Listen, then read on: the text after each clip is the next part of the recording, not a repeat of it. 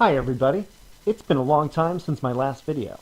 I finally got the software update that allows 3 cameras on the TeslaCam. The left repeater, the front camera, and the right repeater. On the bottom of the screen is my Street Guardian 1080p dashcam in comparison. The repeater cameras do have some odd exposure changes in dark conditions. I look forward to a future update that adds the rear camera. This would give a 360 total view with 4 cameras, which would really come in handy if you needed it. Enjoy the video.